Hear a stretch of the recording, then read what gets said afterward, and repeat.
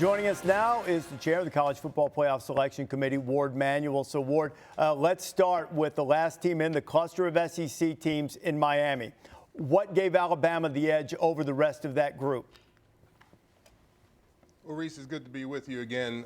What it came down to is as we evaluated both teams and looked at how they rank, obviously we think highly of both teams. One's at 11, one's at 12.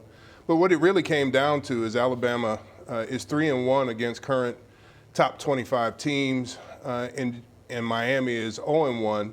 Alabama is 6-1 against teams above 500, and Miami's 4-2. Both have had some losses that weren't what they wanted out of those games, but in the last 3 games, Miami has lost twice. And so for us, in evaluating their body of work, we felt that Alabama got the edge over Miami. Well, the body of work is complete for Alabama, for Miami, for Ole Miss, for South Carolina.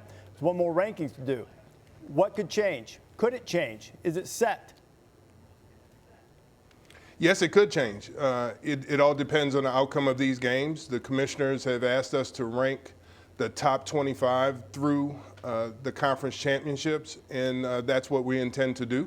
Okay. We have high regard, as I've said before, for those who are playing in those conference championships, and we will closely evaluate those games and the outcome of those games to rank the top 25 on Sunday. Okay, among that cluster of teams, though, and I'm not talking about all of them or not talking about UNLV or Clemson knocking someone out.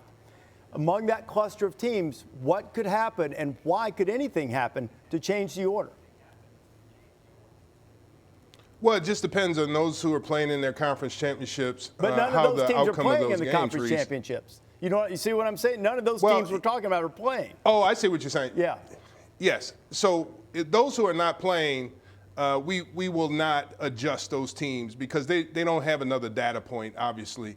But in terms of those who are playing, how they'll move, if they'll move at all. If you remember 2 years ago, TCU lost in their conference championship game and didn't move. They stayed at 3.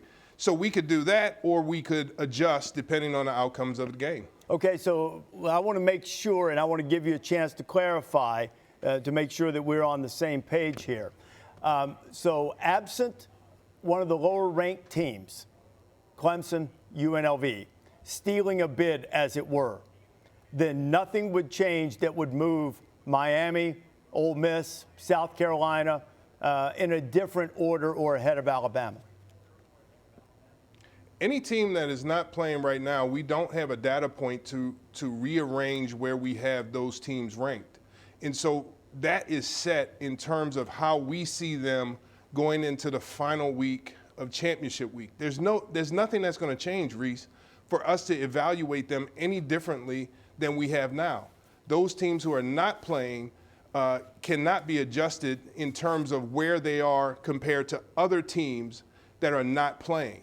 But the championship teams, we will evaluate that data point to determine if there needs to be any movement based on how the performance of the game goes. Okay, that'll bring some drama on Saturday for sure. Warde, always a pleasure. Look forward to talking with you on Sunday after the rankings are official and complete. Thanks for being with us.